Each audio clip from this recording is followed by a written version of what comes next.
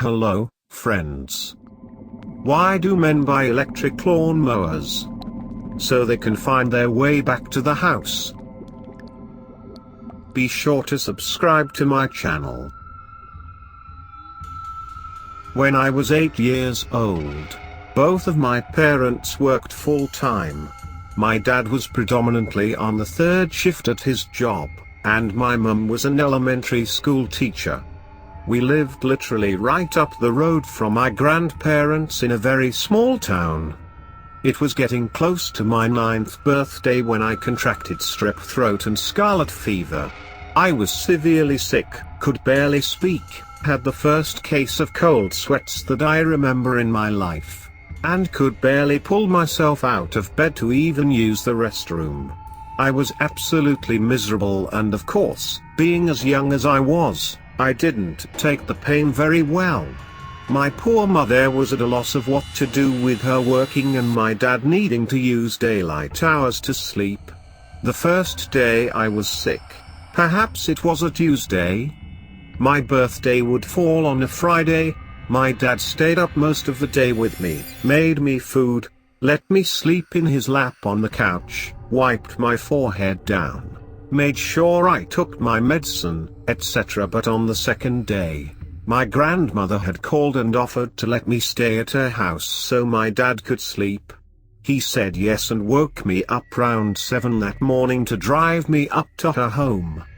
My grandfather also worked at this time too, so he was already gone to work when I arrived there. I don't remember too much of the early morning. I probably just slept in my grandmother's bed, tossing and turning when I'd wake up feeling extra bad. She encouraged me to swallow my awful tasting medicine, a little more gently than my dad did. She did fix me some tomato soup to try and eat, and it was the first time since I'd gotten sick that I had an appetite. I should mention my grandmother had this cute Yorkshire Terrier named Samson. He was very docile, not like the usual annoying, barking all the time terriers. Samson came into the room and curled up next to me as I dozed. I do know when I woke up at some point, it had to be the early afternoon, lunchtime, because I could hear the TV faintly from the living room on some game show. My grandmother had a ritual of eating her lunch while watching a game show. I think it was The Price is Right. I was trying to fall back asleep because I had gotten this really bad headache, maybe from dehydration. I was on the verge of sleep when I was jolted awake by the Samson yelp that erupted from the living room. The terrier curled up next to my feet perked up, but didn't move. I knew I had heard his name being called too, but it was odd he didn't respond. Samson. My grandmother called again. Samson. Samson. The dog still didn't run out of the room to her. I was confused, as he was so obedient to my grandmother. He was almost frozen, staring at the cracked open door but making no attempt to go to her. She called Samson. Maybe 3 or 4 more times. Then I got annoyed. I remember flinging the covers off of me. Of course, my clothes are sticky with sweat and I just generally feel uncomfortable and groggy. I stumble out of the room wiping my eyes, asking Grandma, "Do you need Samson? He's in your room with me." I'm in the living room and I have to do a double take. The TV is still on and blaring. There's a bowl of soup sitting on the coffee table and an opened Pepsi next to it, but my grandmother isn't anywhere in the room. Maybe she's in the bathroom? I crossed the room and went past the kitchen, empty too. I got to the bathroom door, which was shut, and knocked. Nothing. I then opened it. No one was in there. The house is empty. It's not a huge house either. I've covered all of the rooms. So yes, my first reaction was to get scared. I could clearly hear my grandmother calling for the dog, but she's not anywhere inside. I can feel my hands and feet get all tingly. I start shouting for my grandma, but my voice is just echoing through the small, cramped home. Samson had gotten up at this point and was sitting near the couch, looking completely undisturbed. I fumbled for the remote and turned the TV off, and yelled, more like wheezed, to the top of my lungs, which you can imagine how painful this was with a scratchy, infected throat, "Grandma." The worst part happened next. I heard her shouting my name back, clear as ever, like she was standing only feet away. I start crying now, scared out of my mind. I feel like maybe it has to be a ghost. I grew up with scary ghost stories courtesy of my dad, and I'm convinced now I'm in the room with a ghost. And then she, whatever this was, proceeded to call my name again. Then, there was a second voice. Definitely not my grandmother's. It was deeper, definitely more masculine, and absolutely terrifying as it shouted, "Come to the front door." I did not do that. Instead, I made sure to run back to my grandparents' bedroom, lock the door, and pick up the telephone on their nightstand. I called my own home phone and my dad's sleepy voice answered. Through a barely comprehensible voice, I managed to croak something like, "Daddy, there's someone in the house and I can't find Grandma. She's gone."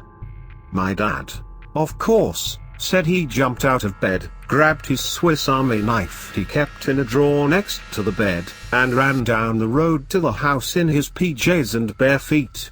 He ran up to the front door, jiggled the handle. It was locked. So he made his way around, and since he knew the garage code, just punched it in and got inside. A quick sweep of the 3 rooms of the home showed no one was in there. It's not like there was really anywhere to hide. I ran out of the room once I was sure he was there and began bawling in his arms. He kept reassuring me there was no one here, and then asked if I did know where Grandma possibly was. I said I hadn't, and explained I'd woken up to her calling for Samson, but she hadn't been anywhere there. This was back when cell phones were definitely around, but there were no iPhones, and my grandparents certainly wouldn't have been buying them anyway. My dad had one, but not on him at the time. I could tell he was trying to keep calm, so he just said we would need to go back to our house. I was sure he was probably going to call the police at that point, just because my grandma still hadn't popped up and her car had been in the garage when he got in. If she left, she'd gone on foot. We hadn't even made 2 steps out of the driveway when, from my grandma's neighbor's house, my grandma was strolling out, chatting to the neighbor. She saw my dad and then me, crying my eyes out, and immediately ran over to see what was wrong. She was super apologetic. She said she'd stepped out right when she'd heated up her soup to go see her neighbor, who'd called about looking at something my grandma was going to buy. My grandma had figured I was asleep and she'd only be gone for 10 or 15 minutes. At first, people may have assumed I was feverish, therefore delusional, but I still stand by what happened. I know for a fact I was definitely alone in the house, save for Samson, but the voices I heard were real. For a while, I was hesitant to go back to my grandma's house because this happened in the middle of the day. I later read stories at school about Wendigos or creatures that would disguise their voices to lure people. This was the closest explanation I could ever form about what I heard. I never shared with anyone that I thought it was for sure a Wendigo and chalked it up to maybe just a ghost.